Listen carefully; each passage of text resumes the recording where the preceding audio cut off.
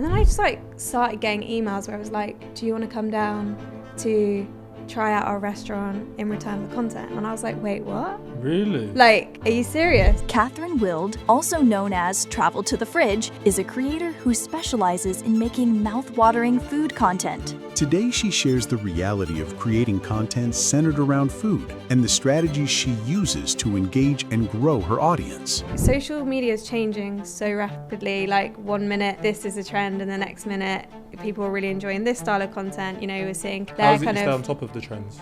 I mean, the best way to do it is, one thing that I found interesting quite recently is if a post has gone viral in the past, resharing that post, it tends to pick up. But if you think back to like marketing 5, 6, 7 years ago, brands were paying like hundreds of thousands to have like ads on the tube and not really getting a huge amount from it. Whereas if you're going to invite a content creator, even if it's as small as like 3,000, that could still go viral. I would not post anything on my page if I went out for a meal and I didn't enjoy it. And I think there's a big thing online about that where it's like, oh, you know, influencers just go because they get invited, so then they'll just post about it and say they liked it. There's no obligation, absolutely no obligation for me to post. If you're passionate about food and you love going out and stuff like that, like, do it, post about it, have fun with it.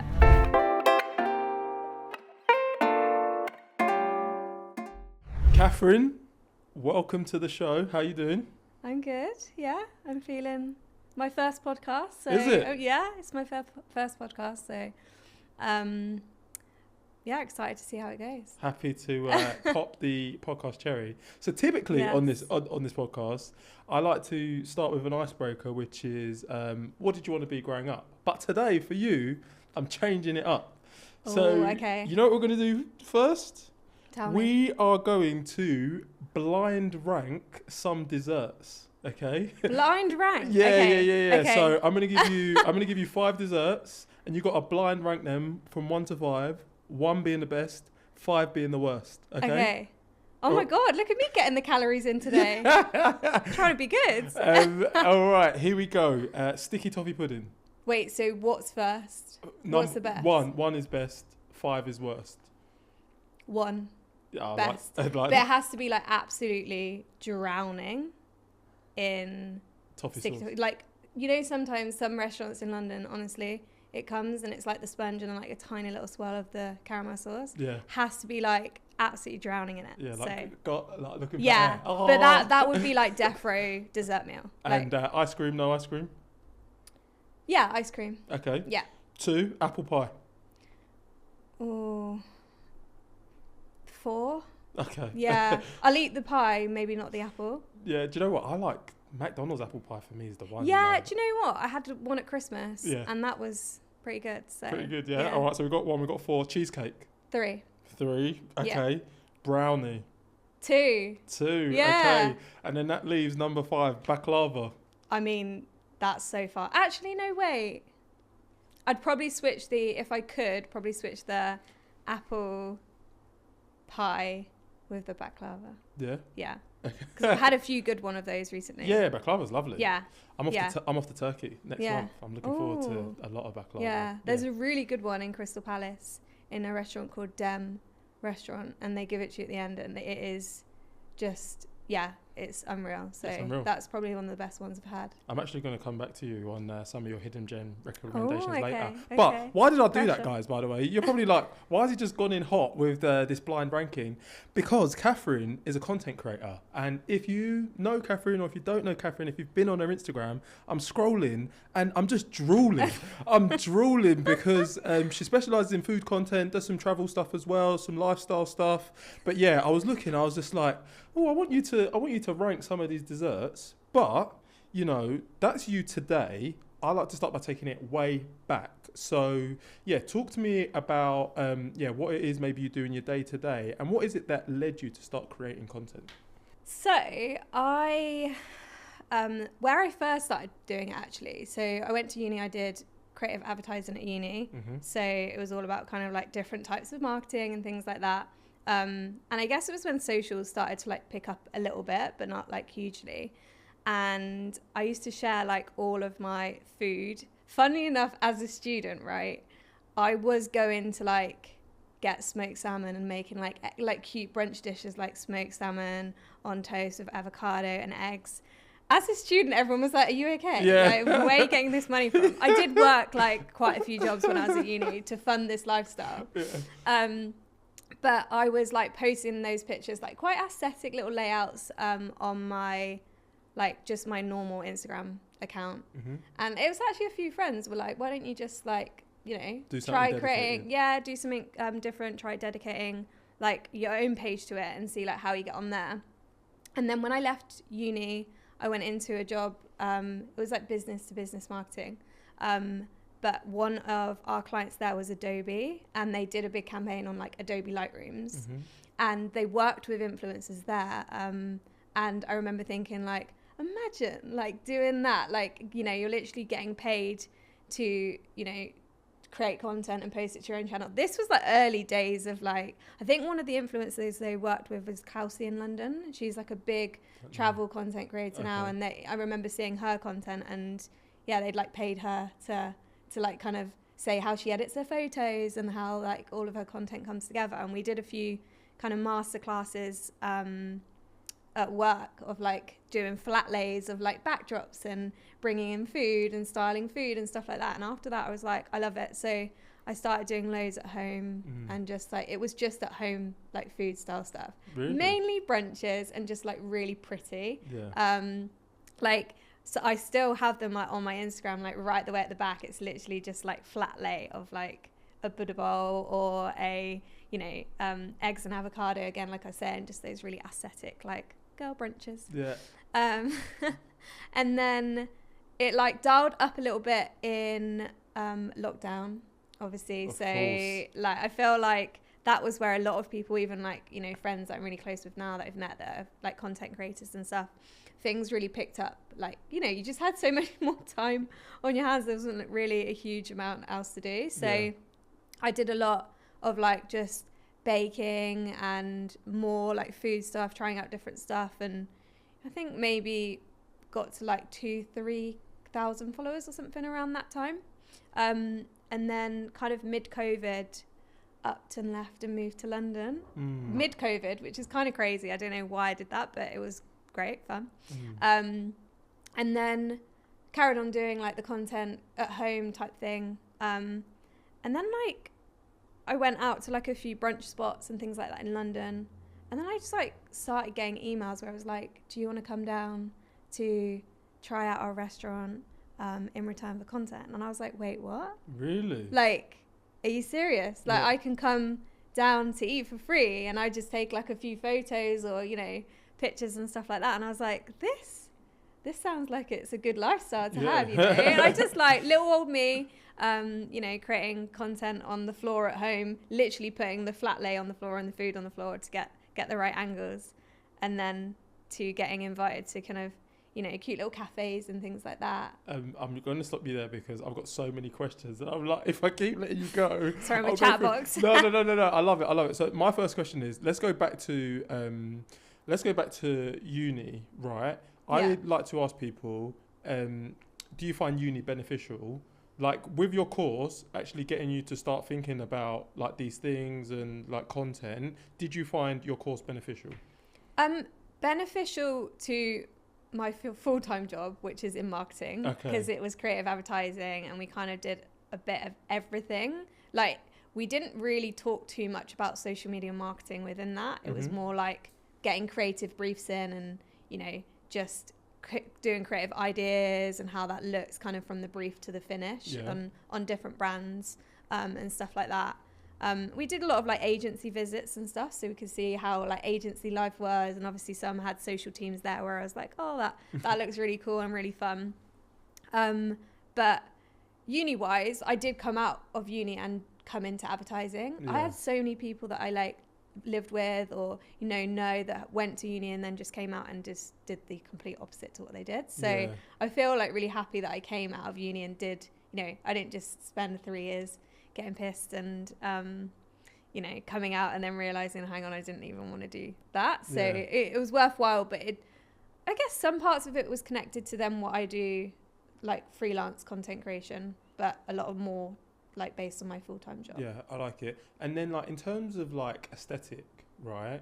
Have you always like known what looks good, and like where is it you drew your inspiration from? Like you spoke about the flat lay, making sure you get the right angles. Yeah. Is that something that you've just learned over time? Yeah, I think probably, well, based on like Adobe Lightroom's that as a client, seeing that and kind of taking inspiration from that, I think that kind of style of content had a big influence from like Pinterest.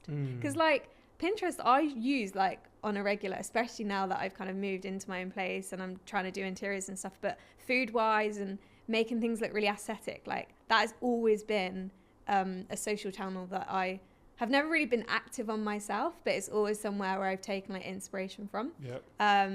You know, from food to lifestyle to interiors to everything. I love Pinterest so much, but I don't think it gets enough love. Yeah, I don't think it does. It's like a hidden gem. Yeah, Yeah, it is. I go on there. It's funny, like so I'm from Nigeria, and sometimes me and my wife, you get material and you have to design it for like birthdays, weddings, etc. Cool. And we like to use Pinterest because my wife's like, she's from the UK, and she's like, I've got no idea what to do with this material. Yeah. So like we're just typing in like what to do. Yeah, what to do, like Nigerian styles, and like we'll pin stuff and then we'll give it to the tailor and then he makes it. So I know about Pinterest. Yeah, and he knows about Pinterest. I like a double-breasted blazer. Pinterest is where I get my inspiration for how to like two-tone and match. Okay, nice. Yeah. So yeah. Yeah, is this a Pinterest outfit? No. This is all me. But yeah, so continuing on, you also said that like during lockdown you had about 2,000 to 3,000 followers. You were posting your home stuff, and then you started going out, and restaurants and stuff started reaching out to you. Like, did they start reaching out to you because you were like tagging places when you were going there? Is my first question. And then my second question is, was it at 2,000 to 3,000 followers, or did you have more? Because I suppose to people potentially listening to this, maybe they're gonna want to know at what stage of growth will I start getting invited to stuff. I think I guess when I like moved to like probably like 3,500 to 4,000 followers. Okay. So I think obviously follower number helps, but also like if you create amazing content, if you've got 3,000 to 4,000 followers and you've got a really great eye for like what content looks like the brand's going to benefit anyway, because if they're happy, if the content creator's happy to kind of share that content with the restaurant that's would like to reshare it or post it onto their channels, that obviously restaurants have got to provide the food and that isn't an expense. But if you think back to like marketing 5, 6, 7 years ago, like brands were paying like hundreds of thousands to have like ads on the tube and not really getting a huge amount from it. Whereas if you're going to invite a content creator, even if it's as small as like 3,000, there's still that could still go viral. It doesn't necessarily mean because you've got you might have 1 million followers and you might have a post that completely flops. You might have 3,000 followers. Like there's a few content creators that I follow off the top of my head. I couldn't necessarily list them, but like there's a few content creators that I follow with much smaller following, but I follow them because their content's amazing and I really like it, and I want it to do well because I'm like, I can appreciate like a good aesthetic or something that I think will eventually go well if they continue with the consistency. I love that. So like my big takeaway from that is like regardless of audience size, if the content is quality, people are going to want to work with you because there's a benefit.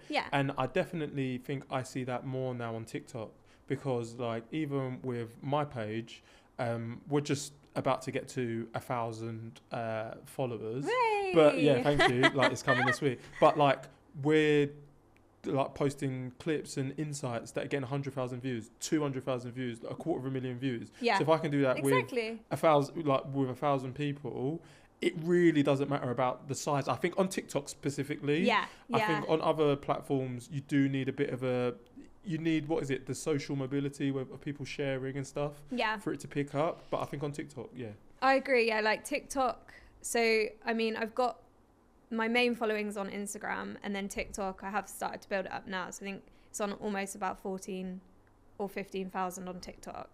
But I just like, I have quite different posting strategies. I repost everything from Instagram over to TikTok, but then I'll post like more silly stuff on TikTok, or like stuff that's like trending, or stuff that I feel like I'm not as precious about content on TikTok versus content on Instagram. Is there a specific reason? I guess Instagram, anyway, when you look at the two channels, they do have slightly different like strategies. Like Instagram is slightly more aesthetic. You know, you have your curated feed. Like I put a cover image on every photo, and I'm a bit funny if one doesn't match the other and things like that. TikTok, I'm like, just post it. Yeah. And it's fun. And then there's sometimes like really random ones that I've posted.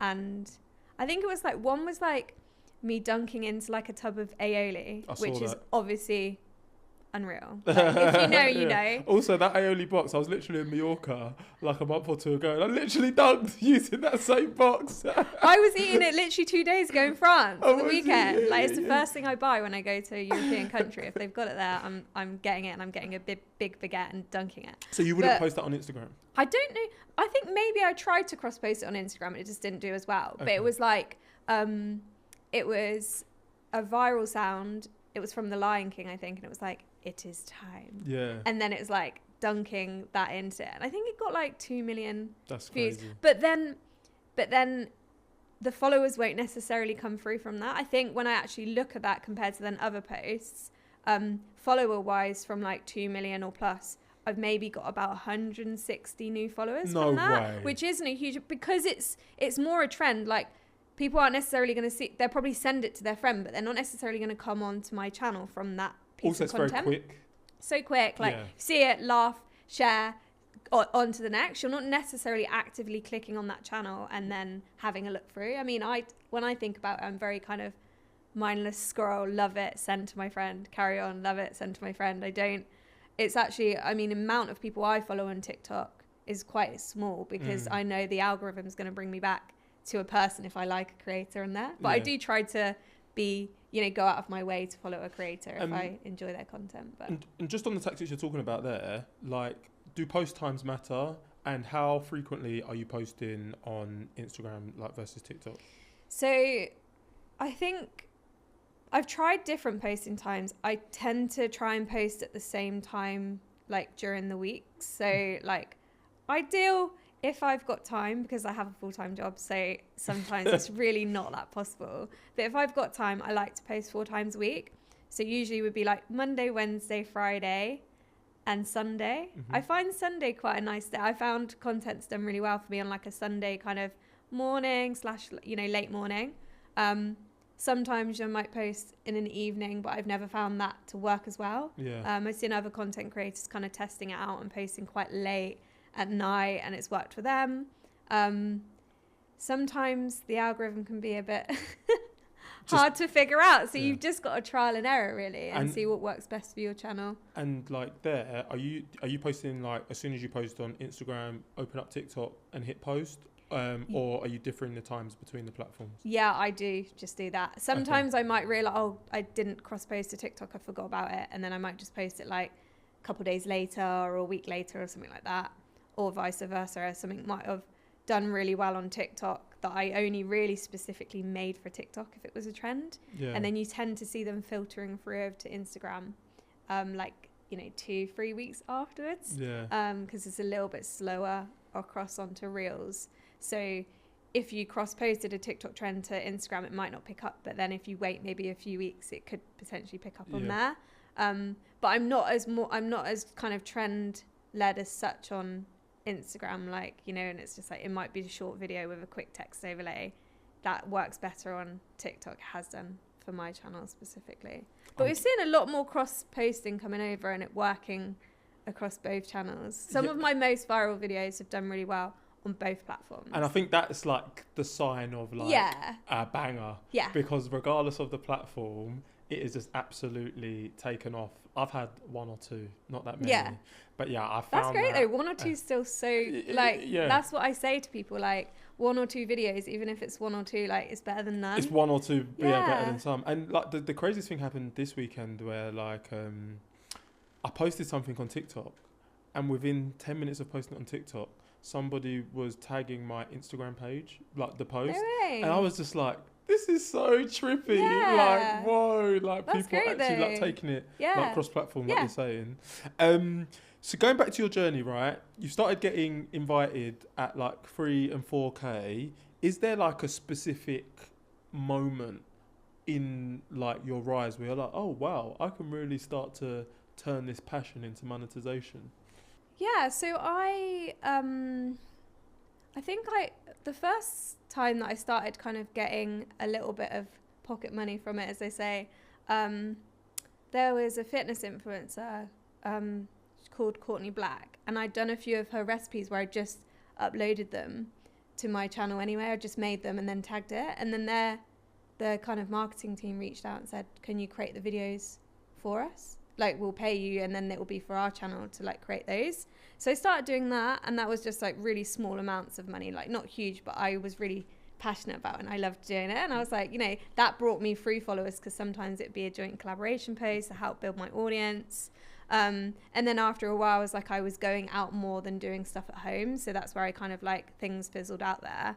And then I guess I'm trying to think of like campaigns wise, when I started to kind of get like more kind of money for it. It might have been like a small amount where it's like, you know, come to our restaurant and we'll pay you, which is not as common. Like, I think from a restaurant perspective, especially if it's like a small business, you know, they're looking for help to build their page, but then also, you know, if they're small and independent but quite unique, it's good for a content creator as well. So there's kind of double benefits. Also, it's like free food. Exactly. Like, that's the payment. It's free. If the food is good. Yeah, it's free food, but then this is where, and I think I've seen a lot online about this recently, where, and I totally back it, like a lot of effort goes into creating content, 100%. like a lot of effort. And, you know, as much as going out for like a free meal is great, and I can take friends along with me, I've then got this on my shoulders to then, you know, if I enjoy that, and I will make that point now, I would not post anything on my page if I went out for a meal and I didn't enjoy it. And I think there's a big thing online about that, where it's like, oh, you know, influencers go because they get invited, so then they'll just post about it and say they liked it. There's no obligation, absolutely no obligation for me to post.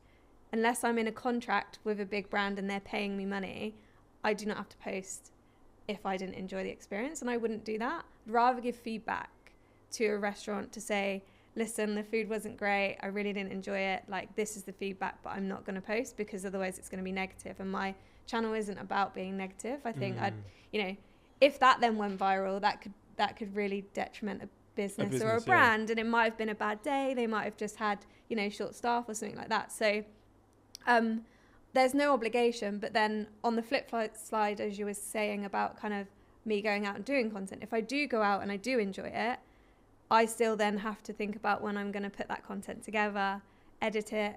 I'm quite fussy, so it takes a little while. Then so it's your time almost. Yeah. So and time is money. Time is money. So it really is. And, you know, as I've got a full-time job, in my evenings, like, I might, you know, I'm spending my time doing that. So I'm like, I'm spending my spare time. I'm passionate about it, obviously. But there are a lot of agencies now and stuff that could be quite cheeky to be like, oh, well, you know, can you create this, and we'll invite you to this restaurant, but you have to post like 2 reels, and we want 5 stories and stuff like that. And I really respect like the PR agencies or the restaurants that reach out and say, listen, like, we'd love to invite you down, no obligation to post, but if you enjoy your experience, like, we'd love for you to kind of tag the restaurant here. And I respect that a lot more. I think when they're demanding deliverables before you've even been and had the experience, and they're not paying you for it, that's where I think there's a bit of controversy, and people, you know, I understand, and people do it as a full-time job, so they have to pay the bills, right? Just on that, right? So obviously, I'm sure you've got a lot of friends who are content creators, so you lot are always talking. Are there some like establishments that are like notorious for having those like demands, and you lot are all talking to each other like, like, don't go to that place? Like, are you lot talking? I mean, yeah, I've got some really close friends that I have met through content creation, and I'll go into that in in a little bit, because like it's honestly brought such great opportunities from what I've done. But yeah, content creators do talk. We talk about how much we're charging, because if we're on a similar follower growth, similar engagement, it's really great to have someone that's on a similar following to you, or doing the same type of content. If they've worked with a brand before, I really like it if they're kind of quite open about that, and I'll be the same. So I've had people message me before and be like, oh, I saw you worked with Deliveroo, for example, what did you charge them for these deliverables? And then I'm more than happy to then go back, and I know that they'd do the same. Same with like I've seen on a few like close friends stories where an agency has been like, hi, we want to invite you to this restaurant, and you've got like an £80 food limit for you and another person, which in London that's a 2 cocktails. So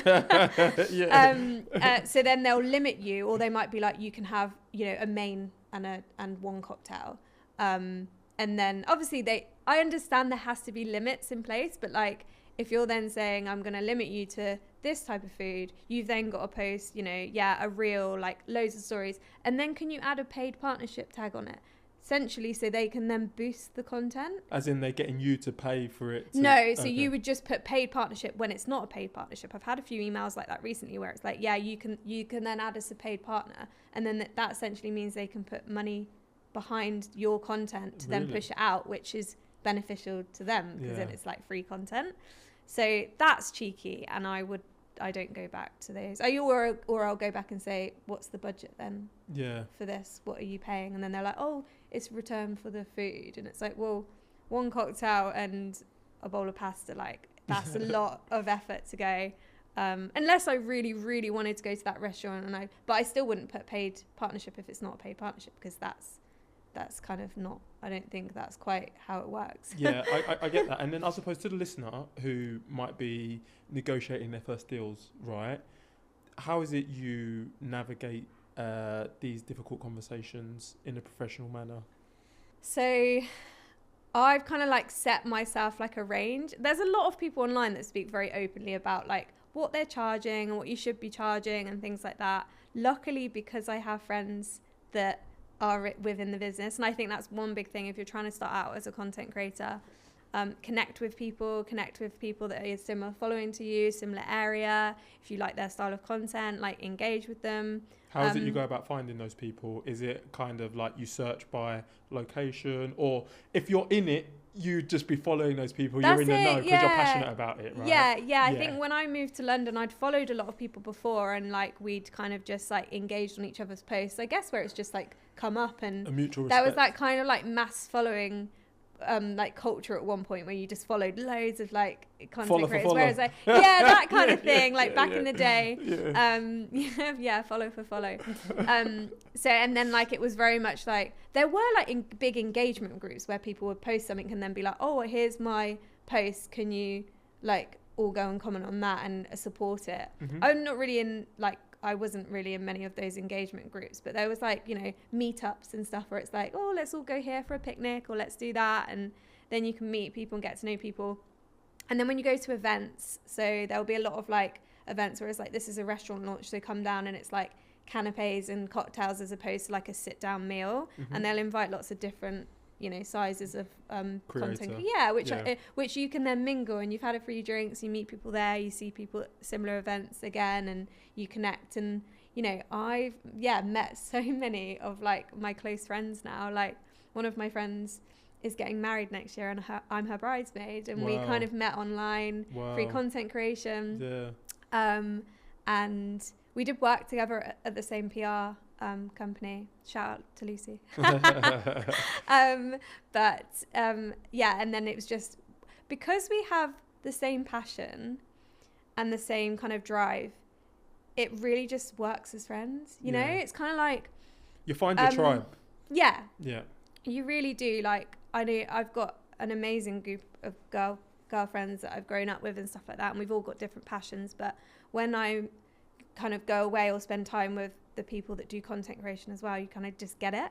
Like, it might be like the food comes and I'll be like, if I'm with my friends that aren't doing content creation, I'm so respectful of it, because I'm like, I don't want them to sit there for a little while before I've got like a perfect shot. So I'm like, quick, Yeah. But like the content creation friends just get it. So here's a question on that. Sorry, I've like digressed so much, but I'm loving it. If you go out with your content creation friends and someone gets the shot, do you share and use the same shot? We do help share because me and two of my close friends are so free, like we're a little kind of trio, and we will go out and have do kind of PR dinners together. And obviously it's very beneficial to the PR agency because they'd invite a content creator and then a +1. But if they've got 3 content creators together, they're getting free time. So we often go out and we'll kind of do days out where we'll go for like a brunch and then like go for some drinks and have a dinner and just do that kind of stuff. Bloody hell, this sounds fucking I know, great. it's a great day out. It's a great day out. Yeah. But so we'll do that, and then like things like the action shots, like sometimes, you know, there's only one cheese pool you can get, someone's got to be doing the cheese pool, someone's got to be filming it, there might be 2 angles, and then we'll share it. But we all have quite different content styles, so when we edit together, we know that if we've shared those clips with each other, it's not going to be like for like exact same edit, because we add voiceovers, or one of my friends has like quite aesthetic, fast-paced style content, or this, or so we've all got our own like niche. So I'm always more than happy to like share my content because I know that it will be in return. We kind of work together to do it. I love to get their little insights. And talking about content niches and styles, like I was telling you before, I was looking through your content, and something that really stuck out to me about your content, every 1 or 2 seconds there's a change. There's a change in frame. Yeah. Like shot. I was trying to cut it. I was like 1 change, 1 2 change. I was like bloody hell. Like, You're like my mum. I was like, I can't keep up with it. So I suppose the reason I'm saying that, what are your tactics, I suppose, for keeping people engaged with your content and hopefully driving as many views as possible? Okay, so that's funny you say that, because like this is the thing, things have changed. It was like a lot slower before, and it's quite fast paced, but essentially you've got less than 3 seconds really, but about 3 seconds roughly to capture someone's attention. So if you know, usually opening with like a really kind of food porny shot, whether that's a cheese ball, the hero shot is what the hero shot, yeah. Or you know, a photo like an image of you, because the algorithm really does like to favor like faces, and people like to see that. So does it? And okay. I'm quite bad at it sometimes, because like sometimes when I go out, I don't always feel like I look like, you know, feel comfortable to be on camera all the time. And that's absolutely fine. Sometimes, you know, I'm happy with that, and I will open the clip and, you know, it's fine, but I'm not always there to be on camera. Some of my content creation friends will always be them throughout the whole video, so that kind of is what sells it, and people start to recognize the face. But yeah, usually kind of like if it's like a face, or you've got like those real action shots or something that hooks it. But then the reason why it's quite quick is because I want to show like maybe 3 action shots in that first thing to really grab someone in, or maybe it's 1 slow long kind of action shot that works. Some of the content that's done quite well for me is like my market reels, so like £20, how you can spend £20 at that, and I usually open that shot with me and the £20. So that's kind of, again, like that's a face shot as opening, as opposed to kind of the action shot. So it's a mix really. I try and, you know, social media is changing so rapidly. Like 1 minute, you know, this is a trend, and the next minute people are really enjoying this style of content. You know, we're seeing carousels coming in a lot more now, and how is it you stay on top of the trends? I mean, the best way to do it is to be an active scroller, and to train your algorithm. Like my TikTok For You page is just funny videos. I will sit and laugh for hours at night time in a deep TikTok hole. Yeah, this is something I'm not good at. I need to get better at it.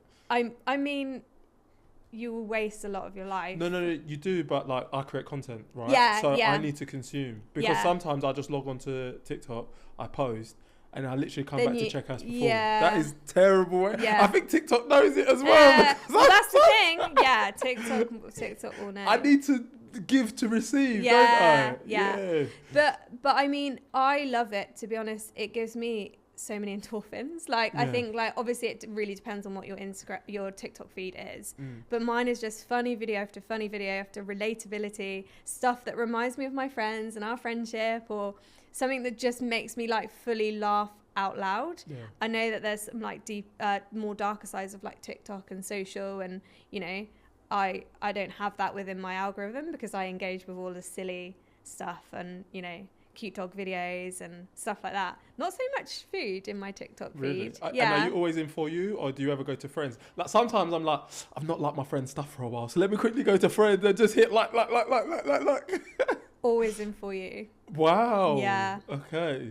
I don't think I ever scroll in, because usually my friend's content will come up in For You. Okay, fair enough. Yeah, I don't ever. And like I said, I follow a very small amount of people on TikTok because I just hope that it's going to bring it back round. Yeah. You know? Yeah. So, you got to earn a follow.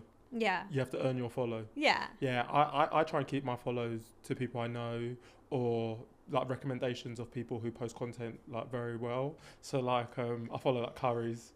Yeah, they're so funny. good. And then I was recording last week, and someone told me to follow this guy called Moyo, who's like a big content creator. So like, yeah, that's if it's like recommended to me, or if there's somebody who absolutely like breaks my frame. Like there was this one guy called Zoo, who he does like these dancing videos, and he's like mouthing the words, and he's got his face coming everywhere, and I was like, he's so clever. Yeah, that was sick. Yeah. But very rarely do I actually hit follow on. Yeah, there's a few creators that I follow, but again, it's to do with their personalities, and they're like really funny. I don't follow as much food content on TikTok at all. It is more like, that's very interesting. It's quite an entertaining app. Like, I could go in and watch, if I find someone I like, one TikToker, her name's Ash Holmes. She is hilarious. She's just so funny, and like, I follow her, but then when I see one of her videos, I'll always click on it and go onto her channel and just have a scroll, because she's just hilarious. It's just great content. She's great, and like, Last thing on that before we move on. So yeah, that for me, there's a guy called Gavin Blake, and he basically does content on if you lived in Gotham. And basically, it's like Batman, and then he's like, there's one where you drink Sprite from like the dispenser without paying, and then like Batman just starts beating you up. Like, it's so, but he's got like a scenario for everything. And yeah, to your point, I always just go and like binge his content. Because, and it's all the same thing. Batman beating you up for doing something you know you shouldn't do, but it's so funny. It's just silly. But silly. That's his niche. Yeah, that's clever. It is it. All right, so we've spoken a lot about content. Like you spoke there about the £20 in a market that's done well. Are there any other posts or campaigns that you can think back to that have really done well? Yes. I think it was last year. It was this place in Mayfair, a coffee and flower shop, and they just started like picking up, and essentially they were selling like a coffee and then a little bunch of flowers for £10 in like a little like cute carrier thing, which is just, every girl loves that kind of thing. I mean, who doesn't want coffee and flowers? And for £10 in London, that's pretty good going. And was it a place that you knew it was doing that, so you planned a day and you went and did it? Yeah, I saw a few videos and they kind of picked up, and I was like, oh my God, I'm obsessed, I want to go there. And I went there, you know, created the post a couple of days later or something, and then it just blew up. Like, all around the world, I had people from like Canada, America, like saying, we want this here. People obviously arguing in the comments because they're like, £10 such a lot of money. But then other people were like, you can't even get a coffee in America without it being like $20 or something. So you get like, and then there's like florists in the comments like, you do know how expensive it is to create flowers. And that's I mean, for me, I'll sit back and watch. Give me the popcorn. I will sit back and watch people argue in the comments because it is funny. Yeah, like, it is funny. Can I show you a story on that? So I'm going back to TikTok, but so TikTok filters reviews. I mean, it filters comments. Yeah. And when I've got a post that's like blowing like 50k, 100k, I'll look at the filtered comments and I'll see as people arguing. I'm just like, approve. Yeah. Keep going. We've all been there. So I love it. I'm like, what are you doing, TikTok? Let them be. Yeah. Well, that's it. Like, it does, and people will go. Like, I mean, Let's be honest. If you see a video that's got like millions of views, There's an and you're argument like, happening. sometimes you might look at the video and you're like, oh no, I know this video is like viral because of the comments, Yeah. and then you go on the comments and it's just, oh my god. I've got one, and I was literally like, it was literally yesterday. I was like, I felt about commenting. I was like, all right, guys, it's enough. Yeah. I literally felt like, okay, guys, you've all made your point. Can we just go back to showing love? But obviously, you can't do that. Yeah. I've had people like there was this like man. He called me. I can't remember what he called me, but he, it was just like on a video that of cinnamon rolls or something, and like I was just saying how much I liked them, and he called me like, he said I was really stuck up and all of this kind. I was like, God. and it was some like grown man, and his like profile picture was like him and his 2 kids. So I just replied, and I was like, oh, I'm really sad your 2 kids won't get to enjoy the cinnamon rolls because they're great. And then he started like picked up, but then other people, because the video was picking up, other people were kicking off at him as well, and they had loads of people in the comments like, what the hell, at him. So I was quite happy, but sometimes people will might still back his comment or whatever, and it's hard. Sometimes it's hard not to take it personally, but I find it hard to not reply if someone's like directly saying something quite nasty about me. I'll just touch on that. How do you deal with the negative comments? Because I'll just ignore. Sometimes I'll just delete them, right? Because if it's like just so irrelevant, and it doesn't add any value to like the video. Like I think people can disagree. I agree. With like the purpose of a video or like the message. But if it's just nasty, I'll just ignore or delete. Yeah, so I'm the same. Yeah, I would like if it's quite nasty, I would delete it. I mean, we've got the same kind of way of working like in my full-time job. Like if it's an opinion and someone says, well, I don't like this restaurant, fine. Like if you don't like it, everyone has an opinion, and everyone's entitled to an opinion. But if someone's like comments on it and says, you know, don't like your voice or this or that, it's like that's them personal. So then I would delete it because I don't want that on there. I'd block and delete. If you don't like it, don't comment. Yeah, of course. Just going back to the video you spoke about that got picked up worldwide, how many views did it get? So it got like 13.5 million or something, or maybe up to 16 million, I think, in the end. That's crazy. And then like, what's the actual like back end result of that? Is it like 10,000 followers, 20,000 followers? Do you get followers off the back of that as well? Yeah, it was literally like 20,000 followers from one video. So I went from like, I think it was like 25,000, I think. Then it brought me right the way up to like almost, but then off the back of that, a few other went viral around it as well. So then I think like in a space of like literally like 6 weeks or 8 weeks, I'd like grown like 30,000 followers in such a short space of time. And I think the takeaway from that, because I'm like seeing it a little bit now, it's like you have to be consistent, you have to post quality, but it's the few outlier posts that are actually gonna like move the needle. Like I'm just hitting 1,000, but if I'm being honest, I can probably pinpoint that down to four posts that have like generated all of the followers. Like you get the little one here and there, but it's like you have to be consistent because you don't know which one is going to be that post. Right? Yeah. I mean, one thing that I found interesting quite recently, and it's something that's been a bit of a savior to me, because I've been so busy just with like life in general, going away and stuff and content, is if a post has gone viral in the past, resharing that post, it tends to pick up maybe not the same amount of views, but it would do this it would do quite well.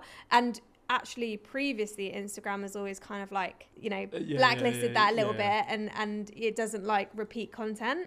But I've seen a few other content creators do it, and I just reposted one that had gone super. I think the first time it got like 3.5 million views, and then the second time I posted it was like 1.7 million.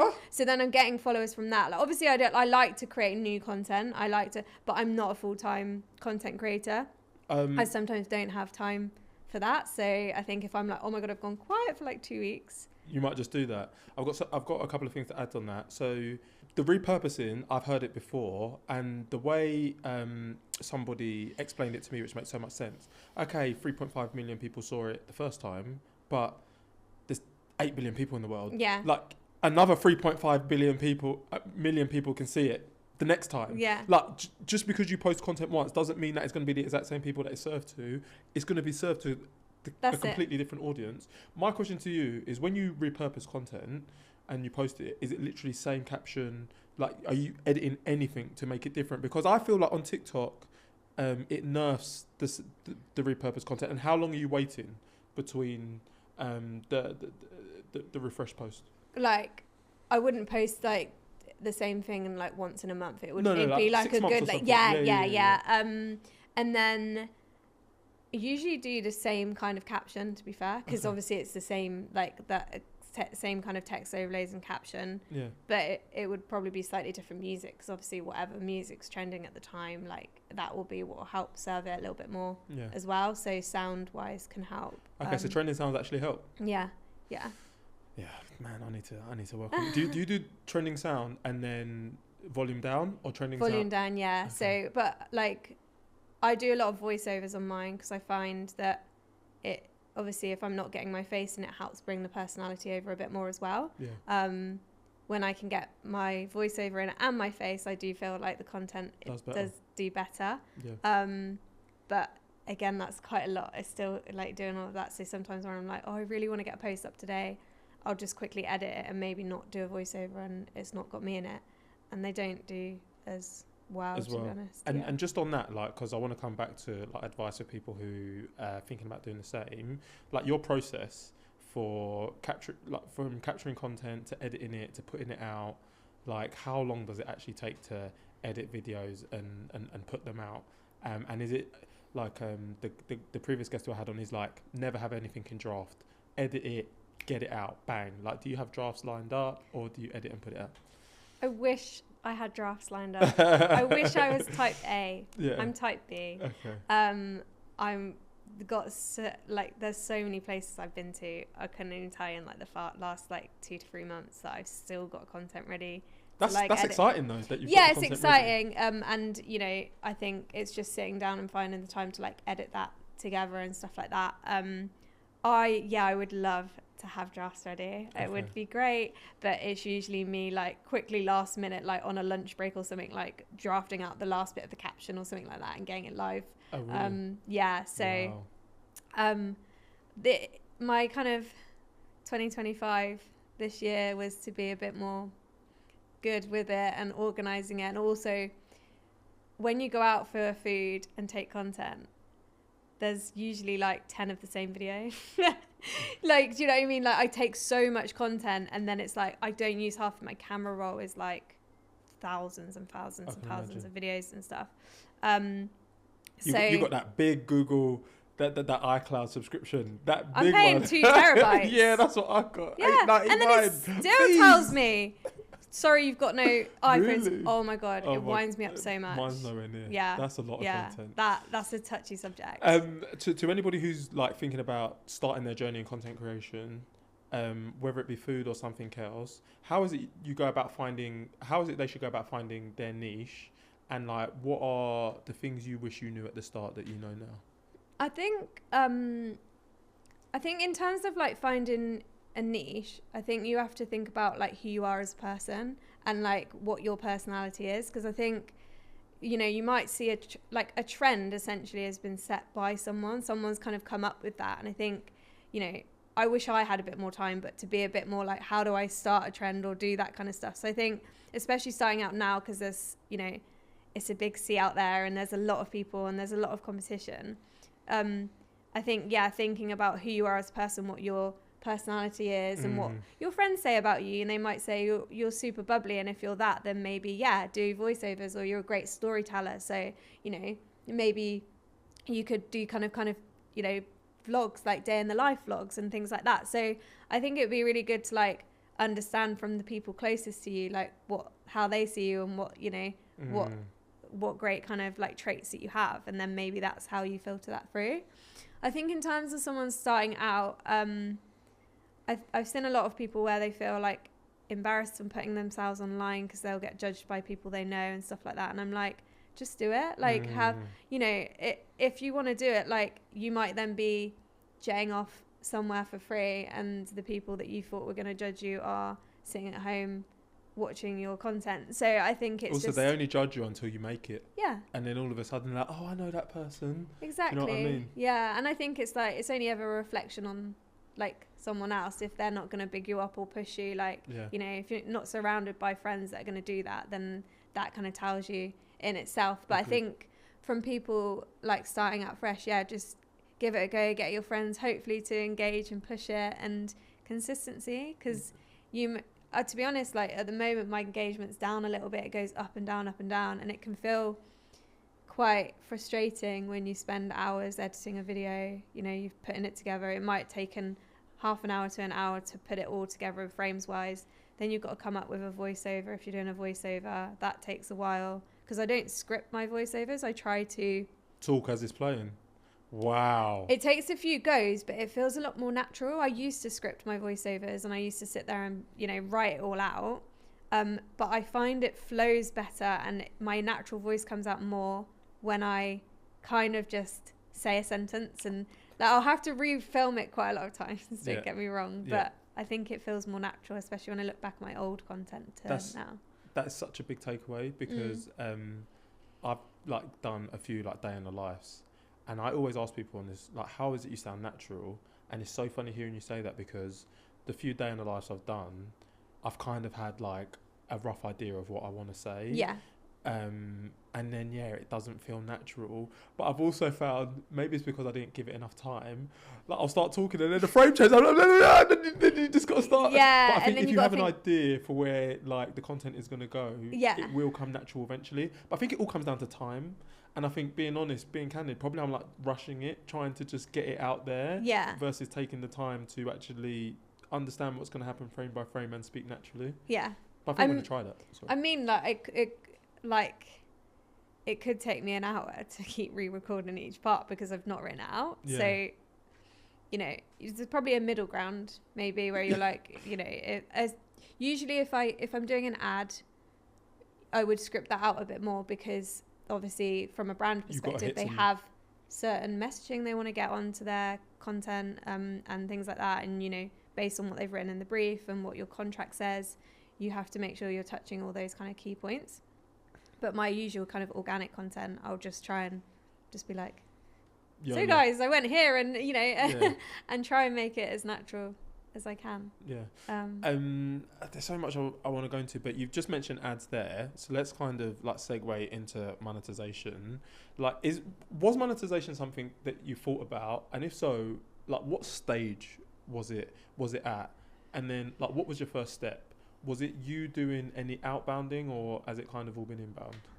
I have never done outbound. I probably should, because but because I have a full-time job, I just not like, I can't necessarily promise stuff, like obviously that's my priority. So it's always been brands that have like emailed me and said, we've got a paid partnership coming up, like we'd love for you to work with this brand. I'd over like maybe a year period or a year and a half, I got the odd thing here, so it might be like 3 months that I get a campaign that comes through, and then it'll be a couple more months and this and that. I think one of my first paid things was at Taste of London, probably like 4 or 5 years ago now. And that was to like go down on the day, and it was with Just Eat, and it was to just like post a real live at Taste of London there and then. Did somebody say Just Eat? Yeah. I didn't have to do that, luckily. Yeah, look at that. But went down, and obviously it was like entry to Taste, and I was like, oh my god, but I'm being paid and I'm here, and it was really fun. And then after that I was like, what, this is crazy. And then it would be like small bits here and there, but to be honest, like it mainly blew up obviously after I hit, you know, I grew kind of 30,000, which was like beginning of last year, I think it was. When that picked up, it was more like last summertime, you know, maybe from about August until March this year, I had like so many campaigns come through. And like it was just like, I'd had like really imagined like what you can like earn through like content creation and stuff like that. Obviously for me it's like on top of a full-time job, so that's beneficial to me, and there's, you know, people that have to pay for bills, but luckily I have that kind of secured. And then for me, it's like fun money. Yeah, so I love like that. On top of it, like I did a campaign with a brand, and well, I brought my own place last year in October, and if I hadn't had a lot of these campaigns through, like I probably would have struggled to have got everything for my flat, like things like furniture, because I'd never kind of like lived in an unfurnished place. And like one campaign like helped me pay for like my kitchen renovation. Whoa. For example. Whoa. So like the fun money is funny. Yeah, the fun money, like I genuinely have just used it to travel and to do renovations on my flat. HMRC, don't listen. Cover your ears, HMRC. Let us talk. Let us talk. But yeah, obviously, because it's a second job as well, there's a you don't get exactly what you're, you know, being charged. You're charging out, but it's definitely helped, and I would kind of just use that as like, well, you know, I'm gonna do this, or I'm gonna buy this piece of furniture because that's a McDonald's campaign, or that's this campaign. Kind of go math. I kind of get into my head a little bit like, oh, it's a small amount of money. It's not, because it, like, you are putting in a lot of work. You're putting in the time, but you can earn. Do you now a lot have of like money. a flat, like a minimum rate you would take before doing a paid thing? And is all, if someone gets in contact with you now, like, would you just go there, or you're at a stage now where you kind of have to pay for your time? Yeah, it's got to be the right brand. Like, I mean, I've worked with McDonald's. There's a lot of controversy of people that have worked with McDonald's and stuff as well, just because it's such a big corporation and things like that.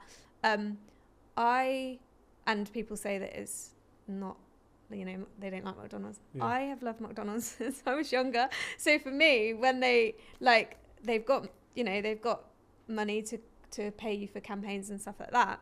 But I love it. You got a code for me? Pardon? Pardon the pun. You love it. Ba-da-ba-ba-ba. Sorry. This is not affiliated. Okay. Yeah. But yeah, like, I mean, I'm not going to lie. I just love McDonald's. Do you now get McDonald's whenever you want? No, as sadly part of the not. deal? Oh, okay. McDonald's do better. Dip into your pockets more. But yeah, so like for me, because there's a lot of things online, right, about people not being authentic. And it's back to the point where there's a lot of people that are like, oh yeah, influencers just, they're lying about what this restaurant's like. I went and it was rubbish and things like that. I just don't like that energy, because I think, firstly, everyone has different taste buds. Yeah. Everyone, you know, you might love a certain type of cuisine and not another. You might like seafood, you might not. You might not be a meat eater. Everything is within like people's opinions. Yeah. And obviously, yeah, like if you go to a place and consistently the food's cold, or consistently, you know, the staff are rude, that's different. But I think if you just didn't like the flavors, or something was too spiced or something, someone else will love that. And that's why I just, you know, that's why I've said I wouldn't ever post anything that I didn't like or I didn't enjoy. Or if I went to a restaurant, not everyone's got morals. No offense. Yeah, and there are creators, I guess. Maybe there are some creators that will say they'll say they love everything, but then I mean, I don't really turn my nose up at that, because I don't know, it's just not my energy. Also, it's like they might be doing it to survive, right? Yeah. Like you said, because you're doing this as like a second job, and maybe you're not necessarily relying on it for living. You can be a bit more picky, I suppose, which is great. Yeah, exactly. And I suppose following on from that, for anybody who's like looking to think about monetization, is there anything they should like be considering, or are there any considerations? I mean, because I've not reached out as such, but I have been having conversations with friends that, you know, I've got a friend who's a nutritionist, and she wants to work with some brands and stuff, and she's got a great following. So I've said to her to just reach out. How big is the following?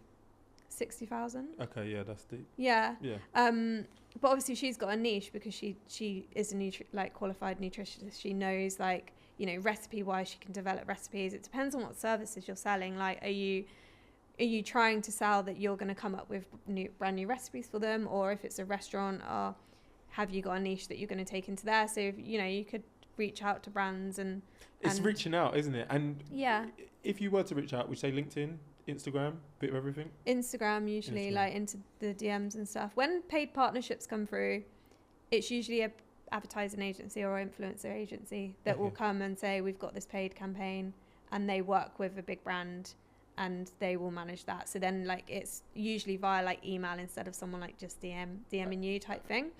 And what's typically like the process from you getting that email or something to like actually having to shoot and deliver?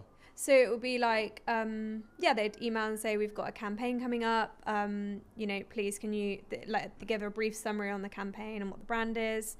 And then within that kind of email, there'll be a brief summary of like, what the kind of requirements are. And then they'd ask you for your fees. And when they say fees, like usually they would list that out as to what they want.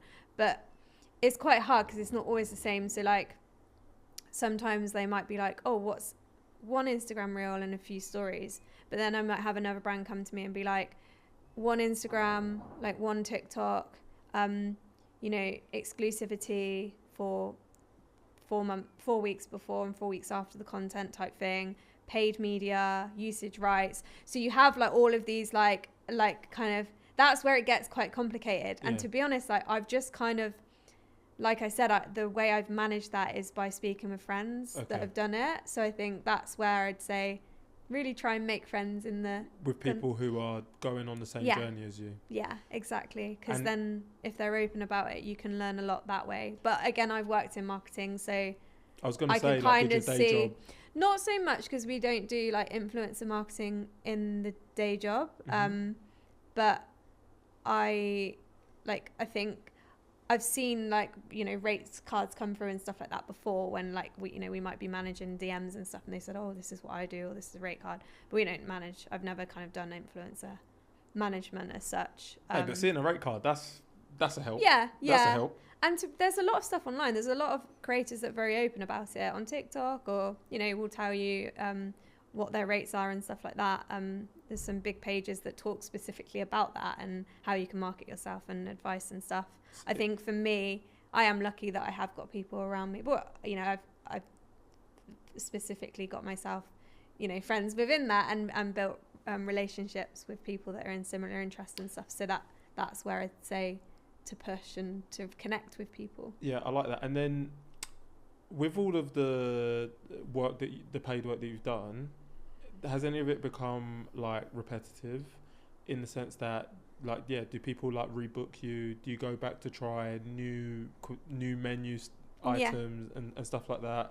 And I suppose is there anything you do specifically to ensure that you build a good relationship and get that repeat business, I suppose? Yeah, so I've definitely had like agencies come back after I've worked with them, maybe on one brand, and it might be for a different client. Okay. And that's been like kind of recipe at home type stuff. Because if you think about like restaurants as such, they are smaller like brands and smaller budgets. Like whereas if it's like an actual product that's being sold in like, a supermarket or something like that, and it's a sauce or, it's something that you can build into recipe, there's slightly bigger budgets there because they're not just a restaurant. They're like, they're selling a product kind of UK wide or whatever. In terms of... So that's where the money is? Yeah, I'd say like when I've done at home recipes and stuff like that. But then I say that like bigger brands like McDonald's and like Deliveroo and stuff like that, they kind of... they do a lot of influencer work. Sorry, we've done so many segments. Like, what would you do with Deliveroo? Well, they have a lot of partners. So they have obviously their partners on platform, and then they will do campaigns to promote specific partners. Maybe there's like a discount or something on delivery, for example, and they want to push that, for within the month, or they've just got a brand new client on their I get it. And so you go and try it out, and then you give like a highlight that it's on there and stuff like that. Okay. So but in terms of creating relationships, I think it's if you've been set like a specific like deadline and they're coming back to you, it's just like being a nice person, being on job, and also being on job. Like they as a PR agency, or they are the middleman, so they've got their client and then they've got you, so they're trying to kind of communicate the messages between the brand and then you. So if you're taking longer, then they have to then answer back to their client, that type of thing. So I guess it's just being on it. So with these agencies that get in contact with you, like I've had a few like talent managers on. Are you managed by anyone, and do you feel like you could benefit from something like that? Yeah, I've had a few people reach out to me from like talent management before. I've heard mixed things, to be honest. I've heard mixed things just within the industry. So like, they're really great for, I guess, someone with a real big like following, because essentially like the requests just like coming in. I think for me it's manageable at the moment myself, and I like the control of that. I have heard that like obviously if it's a talent management company and they've got a big roster, if instead of fighting for your corner, if a brand comes and says, oh, we want this, and then they're like, oh, the rates are too high, instead of fighting for that corner, they might be like, okay, well, we've got another influencer for you. Ooh, so I'd heard that down the grapevine. Yeah. So like, then they're still trying to get that in from that brand, and then suggesting someone else, which I get it in a way. I can see that. I can see why they do it, but it's not good for you. Yeah. As the actual influencer. Yeah. I just don't, because you can get more money for and stuff like that, because then they will do outreach, and then they have a big roster of clients and things like that as well. So there's definitely can see some benefits, but I like. It's manageable for you. It's manageable. So you don't feel like you need it. I say that, and I'm like, life admin out of my ears, like, but. Would you ever outsource any of the creative process, or does it always have to be you? No, I don't think I would, because I mean, I've seen some really like influencers that have blew up, and they're getting support with like doing like YouTube and stuff, which is great. And I think, I mean, if I was full time, maybe I'd get someone to help film like a different type of format, because like YouTube, if you're doing a longer form video, they can help with that, and you maybe do short form. I think that's a great idea, and another great way to like kind of monetize, because YouTube, I think, is one of the highest paying platforms. Yeah, I've heard Snapchat is Snapchat's really huge. Good at the moment. I haven't. Let me not put more work on your plate. Don't think about it. I've just started cross-posting into YouTube Shorts, actually. Like, I've only posted 2 videos, but I was like, I may as well just cross-post the content I've already got onto there, because it's another platform where, How's it done? I found Shorts tough. Not great. I think one got like, I've literally got like 1 subscriber. Okay. That makes me and I feel think better. one video got like 1.6k. So that was good, but the first one was like 500 views or something. So, but maybe they're serving it just the first few. I think you need to warm the list or whatever. Yeah. But I don't like to talk about YouTube Shorts because I find it so depressing, man. Yeah. But literally, stuff that gets 100,000 views on TikTok is getting 150 views on YouTube Shorts. So I'm just. But you've got to build that subscriber base, haven't you, on YouTube? Yeah. But I feel like I just get in my head with YouTube, because I'm like, I've got, I don't know, 500 and something subscribers.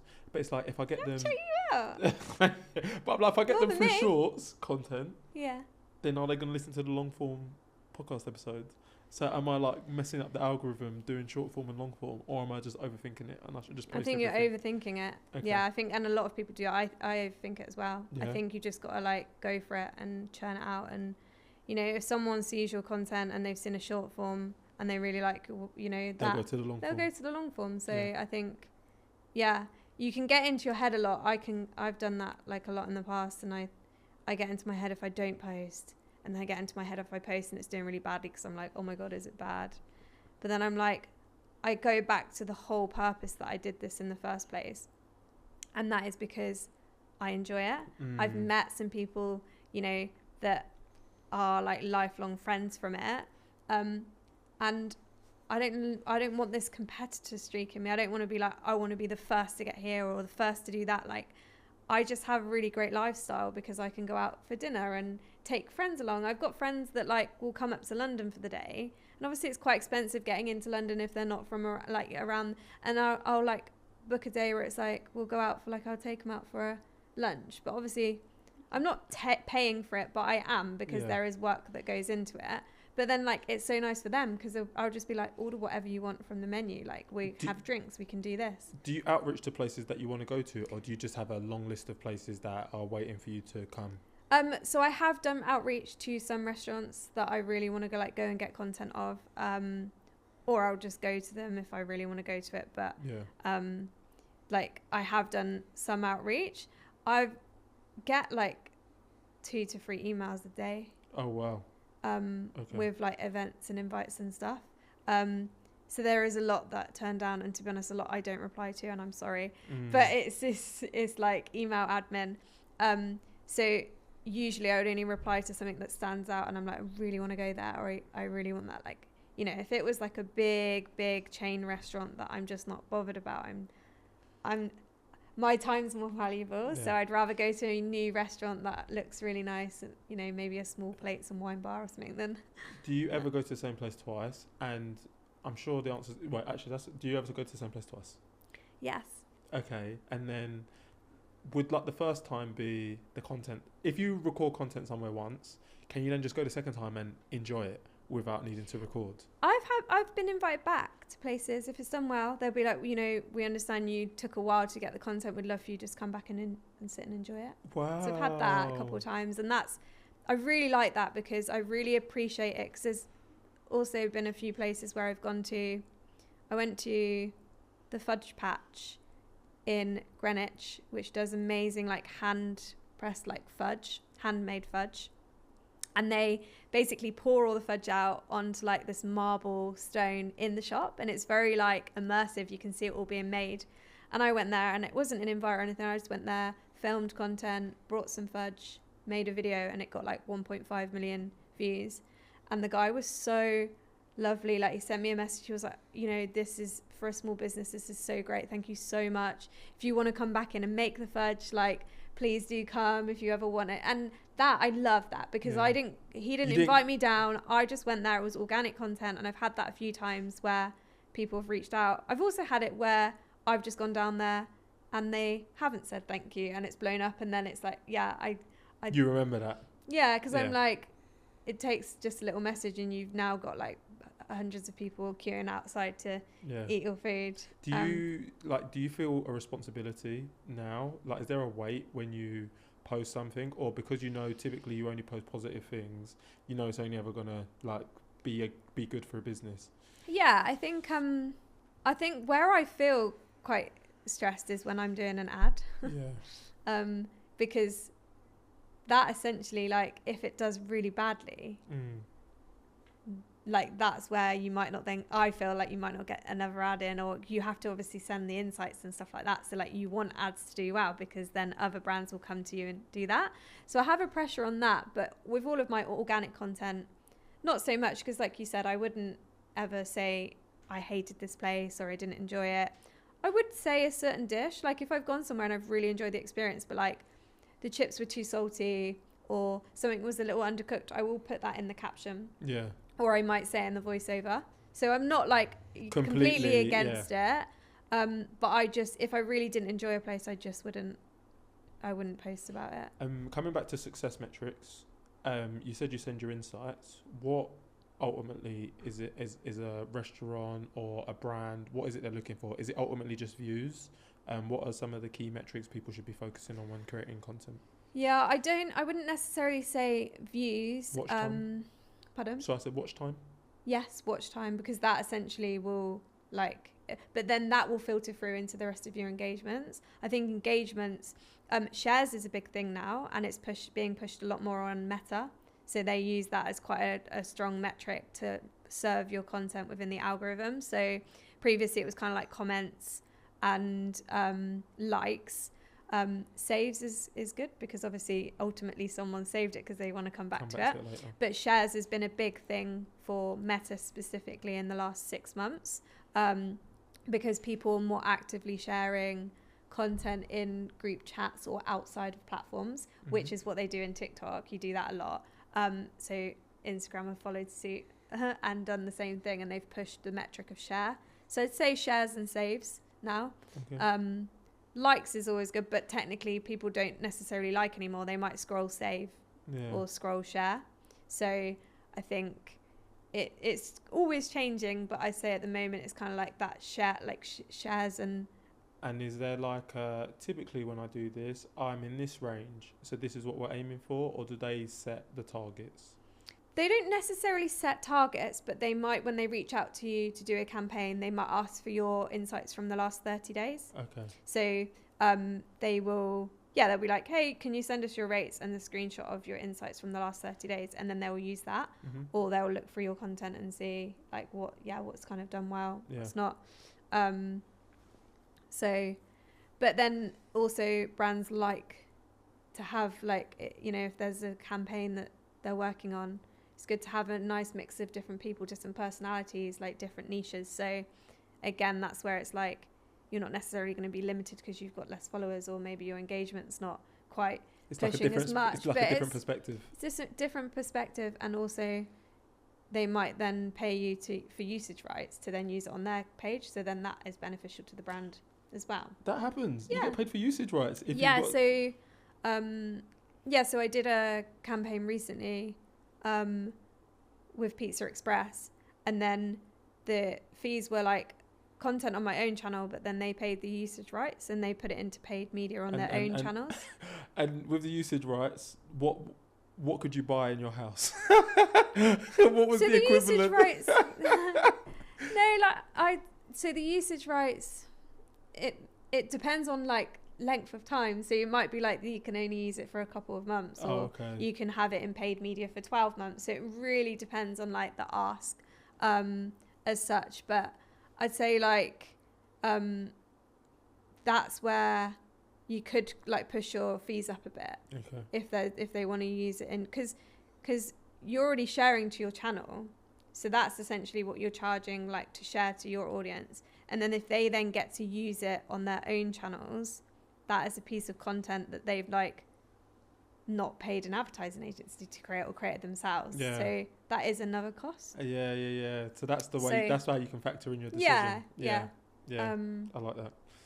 And then reposting to other channels, because you might get like, they might reach out to you and say, we want you to post this on Instagram, but then you could be like, oh well, for this little extra cost, I'm happy to cross post it to my other platform as well, because I've got a following on there. So you can then build that out and see what more you can get. There's money to be made. That's all I'm hearing from content creation. Obviously, like there's a lot that goes into it, but if you get it right, there's a lot of different levers you can pull. Yeah.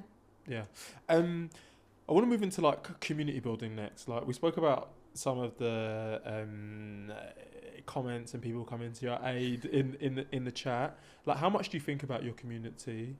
And does it govern kind of the content that you post, and how do you foster a community? So I get a lot of like DMs where it's like, I went to this place and I had an amazing time after your video. That like warms my heart so much. Like it feels like such like an achievement. Like, and even if it's just one person that like went and they had a nice experience, like, I really love how like people will make the effort to like reach out. And I try to respond to like DMs, or it might be someone's like, where's your top from? Or where should I go for brunch this weekend? I'm coming up to London. So I really do try and make the effort to like respond to people and kind of be active there with kind of people in the DMs as such. But I think in terms of community building, if people are commenting on your video and saying, oh, this looks lovely, like, it's just like responding back to them and making an effort to like show that you can see that they're showing up on your content. And I got a lot of friends like that will then like someone, if it's a friend in London, they might be like, oh, my friend's coming up for the weekend, like I've sent your page and they went here and they did that and they loved it and they really appreciated, they sent on the thanks and stuff. So that's the real like big rewarding part of it. I think that I'm able to like, people are able to go for a nice weekend out in London and they've really enjoyed that memory and that experience, and they've seen that I've went there on my page and they've then gone there. So nice.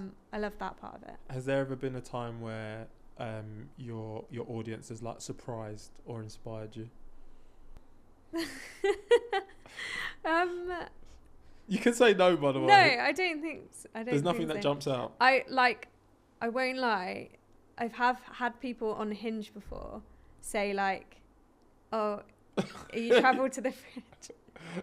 You travel to the where? Fridge. Oh, Like the name. Yeah, Oh, you travelled to the fridge? Yeah. And then I'm like, oh no. Like, Oh, no. because I don't have it on my profile. Yeah. So then it's come up before, obviously, maybe You in could someone's lie feed. and Or be I'd like- been on a date with someone and then they were like, oh my God, you came up on my feed after. So like the algorithm's pushing it. Oh, my God. So that's quite funny. Do you, on that, do you not connect your Instagram to Hinge? Sorry, completely No. random question. Because, I don't really like to tell someone straight away fair, about the page. yeah. Because then they could stalk and then like Just be weird. get an idea of like, I like to surprise. Yeah, I like it. Sorry. Yeah. We digress into Sidetracked. Hinge. yeah, big sidetrack. All right, Sidetracked. so for those who know you and don't know you, I want to ask for some hidden gems and some recommendations. I'm putting you on the spot now. Oh my God. Are you ready for this? Can you give me a recommendation for a brunch place that people might be sleeping on? So one of my favourite brunch places that's very memorable from one of the dishes that I had is Nessa in Soho. And I'm not the biggest sweet tooth girly, actually. I'm very much go out for brunch and I have a savoury brunch. But I had this like brioche, like banana, well, like brioche French toast Mm-hmm. with like a caramelized banana. I don't even really like banana either. I loved it. It was absolutely unreal. And I would go back for that over and over again. And that's how I know, because I'm not even the biggest sweet tooth girly, but that was unreal. But then I say that I also had a tiramisu French toast from the laundry. Tiramisu Sorry. in Brixton. That was good as well. Maybe I do love French toast. Yeah. How much does the Nessa meal set you back, roughly? If people. I mean, that dish itself, I think, was about £15. Oh, it's London. Like, it's London, isn't it? It's London. Yeah. And they had really amazing hash browns as well. Yeah. Love those. Okay. I love a hash brown. The one that I do like brunch in Clapham, it's called. Oh, it's this is your last one, by the way, because we'll ask for one. You're about to give free, but go. It was Willows. Okay. And you can build your own brunch. So, because I get food envy, because obviously what I do, like, if you're going to one place and you can only pick one brunch dish, I'm like, but I want pancakes on the side, or I want this, or I want that. Like at Willows in Clapham, it's a really cute little brunch place, and they do dinners there as well, but you get a little menu and you tick off things, nice. And it's like small portions. So you might have like a small bowl of like scrambled egg with chorizo in it, and then you might have like an avocado and something, and it's almost like building like a smalls board. Is that what you call it? And it adds up, obviously, but then you can like have a bit of like fruit and yogurt, and then have this and that, and it's like smaller portions. And I like that. So it's like a buffet, but without the buffet. It's kind of like build it's like gourmet. Yeah, build your own brunch, but then it's all made fresh. Yeah. So I like that as well. Sick. Okay, so that was brunch. Sorry, free. Tell me like a dinner place that people are sleeping on. Sleeping on. Yeah, like where people need to try it, but they might not know about it. I went to, God, I can't remember the name of it now. It's gone out of my head. It was in Peckham, but I think they've just reopened one somewhere else. Okay, I'm gonna have to choose another one. Yeah, it's gone out of my head. I always get asked this question, by the way, when like people are like, "What's your favourite restaurant in London?" I'm like, I don't know. I don't know. All right, I'm asking you another one. Can you ask me another one? I'll come back to that. Yeah, best like dinner spot, like best value for money. Flatiron Steak. Yes, that's exactly what I was thinking as I said that. I honestly. But it's so much more expensive now than it was. It's so much more expensive than it was, but it's still so reasonable. I remember when it was a tenner. What is it, like 14 quid now? But yeah, it's £14. But I've been there so many times because I love it so much. The roasted aubergine. The roasted aubergine. I had that recently, and but the other sides, the bone marrow and garlic mash. Yeah. I could lie in a bath of that. It would be on my death row, like... Death row meal? Yeah, it would be on that. It's so... Sticky toffee pudding, bone marrow mash. Yeah, it's so good. And the cream spinach. What do they put in that, spinach. please? Yeah. It's so good. Yeah. And I just love it because, like, it's a chain. But then you go there and you get your beef dripping popcorn for free. They keep it simple. Simple done right. 20 quid and you're nice. Yeah. You're spending 30 quid and you've got popcorn to start, you've got your steak, and you've had a bottle of like house red wine. Exactly. I love it. Yeah, hold tight, flat iron. So we spoke about Hinge. I've got a wife who likes to be taken out. What's a good date spot? Ooh. Also, to any of those weirdo stalkers, if you recognise her, where should you be taking her? Oh God. I quite like a kind of small plates and wine bar for like a date vibe. I think that's really nice. There is. Wait.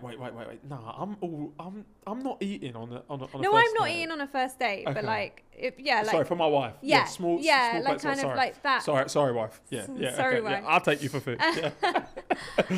Because then it's kind of like like small plates and wine. It's kind of like a sexy vibe, and then you're not eating loads, but you can share bits. Because I think it's nice, like if Anywhere it's like a date wise. Yes, in Peckham on the rooftop. Not Peckham Levels. No. Am I making that up? No, the other one, really nice wine bar. I don't know. Oh my God, all of them. I'm gonna link it. It's fine. I've put her on the spot. Sorry. No, it's absolutely They're literally fine. all Absolutely gone out fine. of my head. I don't know how. It's the lights. It's It's like Men in Black. Pew! Yeah. All right, we're gonna move on. Final one. You've done a lot of travel content. Where is a place everyone should go on holiday? Thailand. Yeah. And I know, like, a lot of people go there, but I absolutely, it's one of my favorite places in the world. I love it so much because of the food. Thai food is my favorite cuisine. Yeah. Yeah, same. A little pad Thai. Yeah, like love it. Yeah, Somsar actually is a Thai restaurant in Shoreditch area. Okay. It has actually just had a fire, but they are going to be reopening their kitchens. They had to close down for a while. Yeah. That food was amazing. That's like northern. If they invite you down, yeah. I like Thai as well. That's what I'm saying. My wife will let me go as well. Yeah, it's all good.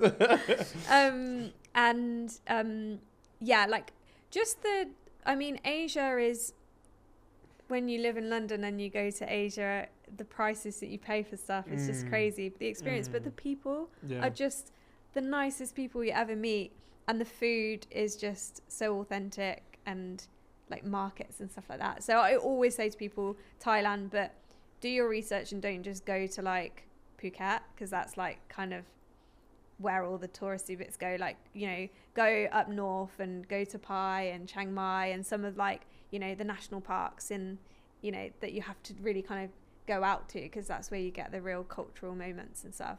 Yeah. I did just come back from the Philippines. I went there in March. They're probably the nicest people I've ever met, ever. Okay. Like ever. Like just the loveliest people. How long were you there for? 2 weeks. No content? I did content, but I was just a trip. Okay. I did a few days solo on my own and then met my friend out there. The only thing I'd say is, and people had said this to me before I went to the Philippines, is that the food's not as good as like some other parts in Asia. So I didn't enjoy the food as much as Thai food, and food for me is a really big part of travel. Yeah.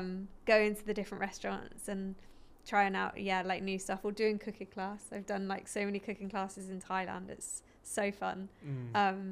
But yeah, Thailand's definitely my favorite. As we get to the end of this portion of the podcast, there's a couple of questions I want to ask. One, are there any misconceptions about content creation that we might not have discussed? So I think earlier in the conversation, what was it you were saying about people thinking that you get paid to go everywhere? Yeah. I think in actual fact, are there any other misconceptions about content creation? No, I think that was the main one really misconception, is that like just because I've been somewhere or been invited somewhere for free, it means I have to post it, when it doesn't. Like if you think about it, like if I go to a restaurant, as I was saying, if I'm editing the content, doing a voiceover, that's like 2 and a bit hours of my time. So if I've gone somewhere I haven't enjoyed, like it, that speaks for itself. So Yeah. I think that's a misconception, because people just think, oh, well, you just get invited for free, so you're gonna just say that it's good or this and that. But no, like it's just, that's like 2 hours precious of my time where I could be doing something else. Or all right, and then my next question. So when I think about food content creation, there's two people who I think about now. First, the king, Keith Lee. Yes. Like, let's rate it 1 through 10. Okay, sick. And then recently, within the last 3 to 6 months, I call him the UK Keith Lee, foodie fella who you actually know. Oh yeah. Like Kieran. No, is his name Kieran? Yeah, Kieran. Yeah, like he's come out of nowhere. And I suppose, why am I bringing them both up? Are there any like pages that people just need to be following? Because for me, they're the two. They're the two that I have. I've got Keith Lee on TikTok, and I've got Foodie Fella across them, actually. Yeah, so definitely Foodie Fella. Like, he does a lot of content that's like... He even linked up with Keith Lee, which was sick. Yeah. Trying like different types of cuisines and things like that. A lot of like barbecue style spots, and very quick at getting on it with kind of new places and stuff. I really like A Ton of Food, which is Anton. His like style is kind of like I really like his kind of like voiceovers and the way he edits and stuff like that. I've always said that his content's great. I also, controversial, you know, a lot of people have opinions about eating with Todd. You must have seen his content. Yes. Like he like a lot of people, you know, when you're as big as that, like in terms of the following size, he blew up like massively. He's probably like one of the biggest food creators. Is he the one that goes, abosh? No. Oh no, that's someone else. If you can't take a mate, if you can't take a date, take a mate. I'm gonna have to try it. I'm gonna have to look. No, I don't know. So I'd say he's probably one of the biggest content creators in London. I think it's like almost 2 million maybe on Insta. I met him like 4 years ago. Literally loveliest guy ever. So nice. He had like 20,000 followers. Wow. Like 4 years ago, I think. Consistency. And yeah, he's across all platforms now, and going like abroad and doing a lot of stuff like that. But yeah, it shows consistency, and like seeing how quickly an account can grow is really crazy. It's really exciting. So it just shows that you can kind of go from 0 to 100 quite quickly if you put your mind to it. Yeah, and just on that, like I think you kind of touched on it there, like the health aspect, right? Because all of this food is lovely, eaten in moderation. Like, do you think about like that side of it when you're posting your content? Yeah, I mean, for me, it's like, as I was saying, I get like several emails a day to go to like things. If I wanted to go out for dinner, like all the time, 4 or 5 times a week, I could do that. Again, I'm selective because one, I don't want to, you know, there's certain places I want to try, and if I went 4 times, that means if I liked it all, that might be then 4 pieces of content I've got to create. Or, you know, someone might be on my back a little bit saying, oh, you went, did you like it? And then I'd be like, oh yeah, but but you know, it's unhealthy, some of it, like it's like big calories and stuff. So like for me, I have to be a lot more mindful now. I've got like a online fitness coach, and like he's helped create like plans and stuff, but he knows specifically like that I do food content creation, but like I have had to cut back, like if to maintain. And like people was like, there's so much food, do you eat all that food like when you go out? Don't get me wrong, the wine is always drank. Always drank.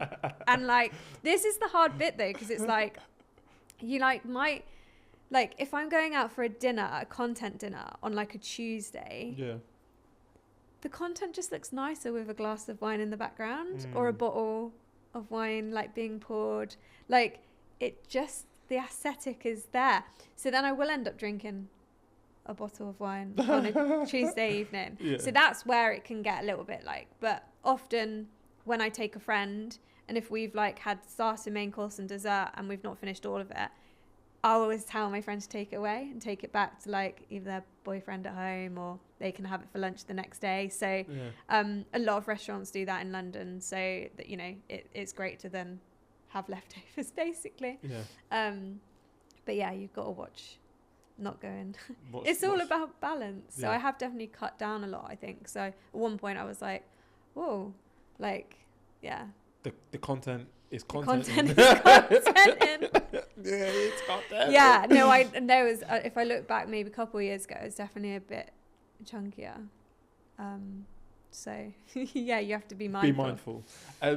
One thing I'm going to bring up now, and those who listen to a few of these episodes will know this, but last year, it's literally like almost a year today, my phone got robbed out of my hand by like an e-bike thief.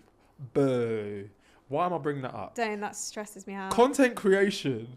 Your phone is out here, there, and everywhere. I get so anxious. Like, one of the reasons I don't like create content when I'm out is because now I just have a complex in my head that my phone's going to get wrapped. Like, I've even got like a string on it to like stop it, but the string's broken, so it's probably still going to get stolen. Like, does that kind of stuff go through your head when you're creating content, or do you have like tripods and stuff like that? Yeah, like I mean, I don't ever like set up a tripod. So like, I mean, if you're setting up a tripod like in the middle of London somewhere, you probably will get your phone stolen, which is so sad. And I really don't like that it has come to that now. Yeah. It's such a shame. Like, people should be able to just enjoy, like, but that's life, isn't it? But for me, yeah, when I'm doing content, a lot of the time I'm in restaurants, so It's safe. you know, it's safe. But I do have a strap on my phone, and I've got to the point, because of being in London, out of habit, the chain is wrapped around my fingers. Yeah. So when I'm just out and about, it's always, so if someone tries, they're going to fall off their bike if they try and get out my hand. Do you know what's funny? you spoke about, you know, when it comes to monetization and stuff, you should think about things you can sell. I think that's going to be my thing. Like straps for your phone. Straps for your phone, yeah. If anybody wants to partner with me, let me know. Exactly. Don't get your phone stolen. Yeah. Oh, look, this has been such an insightful conversation. Before we get into a quick fire round, which we do have, like, where do you see your content creation going in like the next 5 years? What are you hoping for it? I mean, I would love to get more into travel. I think travel is quite hard because there's some insane like travel content creators out there that like get their drones up and everything looks incredible. But then I think that was maybe slightly older travel content creation as well. You've got more people that are doing like a vlog, or like, come with me for like a day out in this city, solo or something like that. Like, I've done a few TikToks where I went to Milan for a weekend, like just a solo trip. And I did like, here's a day out, like me on my own and in Milan type thing. This is where I went and this is what I did.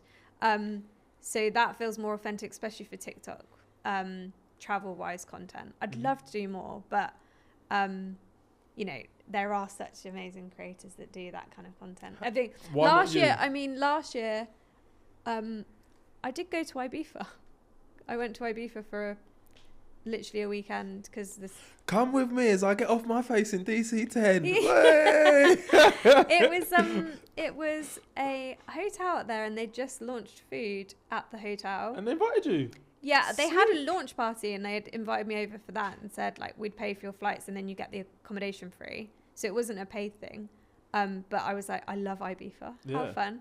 But I couldn't go on the launch date. So then I said, what about these dates? And yeah, me and the friend just then went, stayed in the hotel for a couple of nights, had like a great weekend in Ibiza, and came back. And yeah, like that was like bucket list. So like where I'd been invited abroad a few times, me and my friends, as again, we sell each other as a free sometimes to do like more travel type content. We've had hotel stays and stuff. So when we went to Copenhagen, we stayed in this really amazing hotel, and we all created content for that. Okay. So sometimes we'll reach out to say, like, we know we want to go on a city break, and then we might be like, well, let's just reach out to this hotel because they do really nice content and we could just sell it in. So yeah, I'd love to do more of that. Nice. Because I like to travel more and stuff. So sick. Catherine, this is I feel like I've learned a lot today, and that's always the sign of an amazing podcast. We do have a quick fire round before we go. Are you ready? Oh my God. Quick fire. Favourite meal? Steak and chips. Best cookies?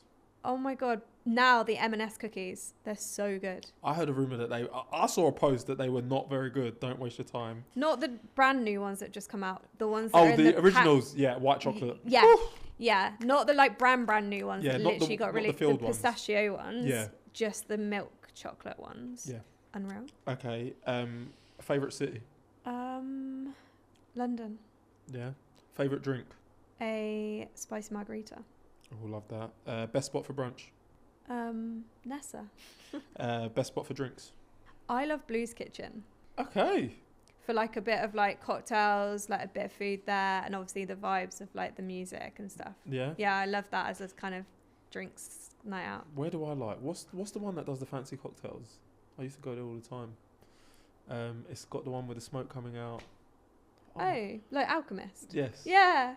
I What a like throwback. Yeah. Whoa! Way to make a guy feel old. What a throw! Way to make a guy feel old. No, Not cool. No, I lived in Oxford and they had one there, Oh, so okay. I'd never really been to ones in London. London. But when I went, when I was in Oxford, I went to Alchemist. That's back in the They're day. fun though. They are fun. Yeah, the That's light bulb moment. That's a good cocktail if you go there. There you go.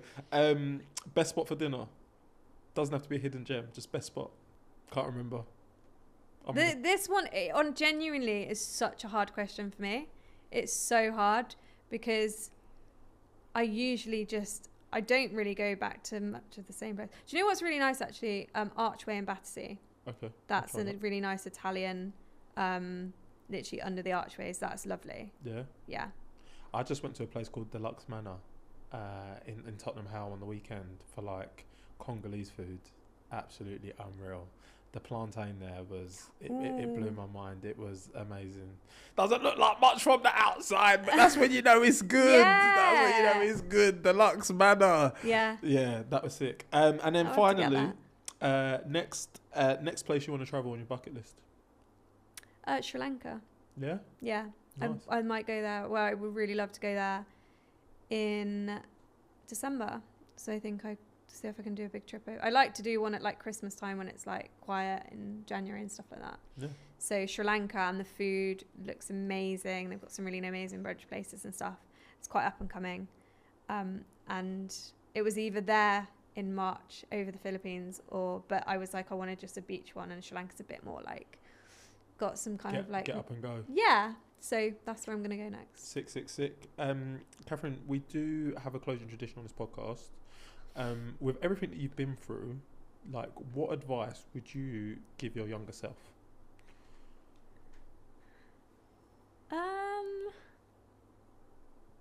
I think it probably to like not overthink it and not like get embarrassed about like putting yourself online, because I think like if I'd started it earlier, or if I'd got my face into content a bit earlier, or gone over to TikTok earlier when TikTok was first a thing, probably could have grown a lot quicker. So I think it's about like not holding back. So, you know, if you're passionate about food and you love going out and stuff like that, like, you know, do it, post about it, have fun with it. But then also not to take it too seriously. Yeah. As well. So I guess maybe they conflict a little bit, but like, yeah, don't like, the whole point is like, I started it as a passion, and when it starts to come away from being a passion, that's what I don't like. I want to always make sure it remains as a passion and something that I get really excited about. Yeah. And I do go up and down in like lulls sometimes. If I'm really busy with work or social life, it can feel like a chore, and I don't like it when it starts to feel like a chore. So it's like trying to make sure you bring it back to remembering why you started in the first place. I love it. Catherine, for people who want to know more about you, engage with your content, where can they find you? On Instagram, Travel to the Fridge, and TikTok as well, actually. But yeah, so Where did the name come from?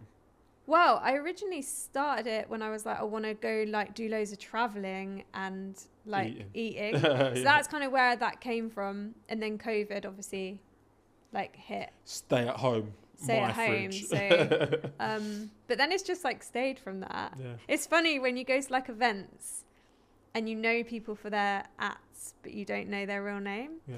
It is the most awkward thing when you're like, hi, I'm Travel to the Fridge.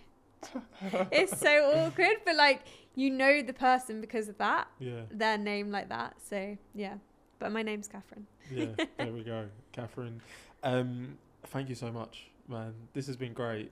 And to the listener, if you've gotten to this point in the conversation, you know what to do. Like, subscribe, share, comment. We've heard about the algorithm. Yeah. Save it as well. Share it. Do it. Do it all at WMBFD pod. But yeah, this has been another episode of What My Best Friend Does. If you didn't know, now you know. Over and out.